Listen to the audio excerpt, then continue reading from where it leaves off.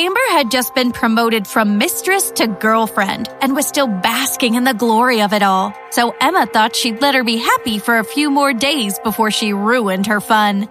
After all, Emma had yet to play the best card in her hand. Plus, she didn't just want Amber's career to be over, she wanted her too embarrassed to ever leave the house again. Because her job offers were being kept from her, Emma found herself with nothing to do after filming the commercial for Bellamy. But she wasn't angry.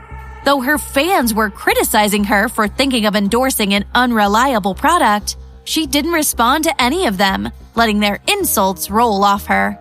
Ashley realized Emma was a lot more patient than most people and could endure loneliness well. The entertainment headlines were still focused on Nathan and Amber's video.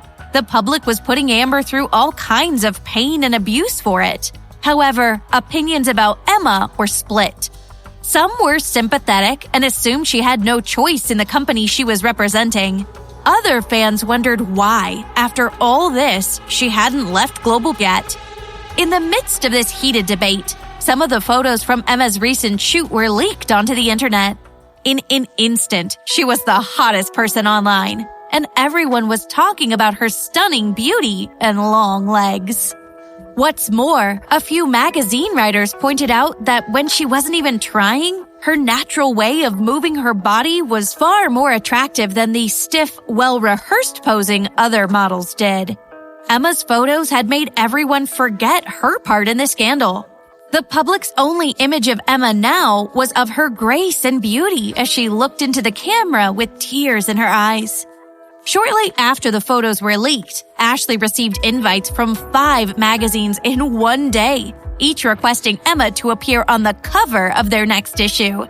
Compared to pitiful Amber, whose contracts were getting canceled one after another, Emma was impressing Ashley. It's like she had a magical ability to turn any problem around. When Nathan learned of the magazine invites, he started to question his plan. Should he really be keeping her from working? He couldn't stop her from making a comeback now, that was for sure. Ashley went to Nathan's office to discuss the invites and decide which ones to take. But Amber, who was sitting in Nathan's office chair, interrupted them. "Didn't we already agree that she's not taking any jobs? Are you ignoring my plan?" Ashley looked at her, careful not to show any contempt on her face. Her relationship with Nathan is still young, she thought, yet here she is, acting like she's the first lady. "Let's choose E-Style," Nathan said to Ashley, selecting one of the most influential publications. "Nathan, what did you promise me?" Amber protested. "Babe, everything I do is for you. Think about it. The incident with the video has received enough publicity. All we need now is for Emma to make an appearance and say that she and I broke up a long time ago. The public will feel guilty for shaming you, and you'll be accepted again. You'll see, I'm laying a path for you." He continued, "There's not much time left until the Top 10 Model Awards. This is the fastest way to wipe your slate clean. Once you make a comeback, do you think Emma will even stand a chance?" Amber's expression softened as she listened. Only you could think of something as smart as this. But Nathan had no idea Ashley was on Emma's side now. Their conversation quickly reached Emma's ears. "Those two want to use you to make themselves look better. What are you going to do?" Ashley wondered. "Then tell them I'm turning down the magazine offer," Emma replied. "If Nathan asks, just say I'm not feeling well." Accepting just one of the 5 invites already seemed like such a loss to Ashley. Now I have to turn down this one too, she thought. But she understood what needed to be done.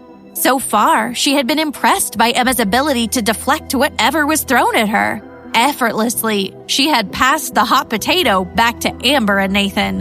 When Ashley told them of Emma's decision, Amber nearly went crazy. She slammed her hands on Nathan's desk and said, "She obviously did this on purpose." "Miss Lee, how accommodating did you think a model who's had her fiancé stolen and her career frozen was going to be?" Ashley replied. Nathan put his arm around Amber to calm her down. He turned to Ashley and said, "Tell Emma to come see me." "I'm afraid I can't," she replied. "She isn't feeling well." "Then tell me where she is. I'll talk to her myself."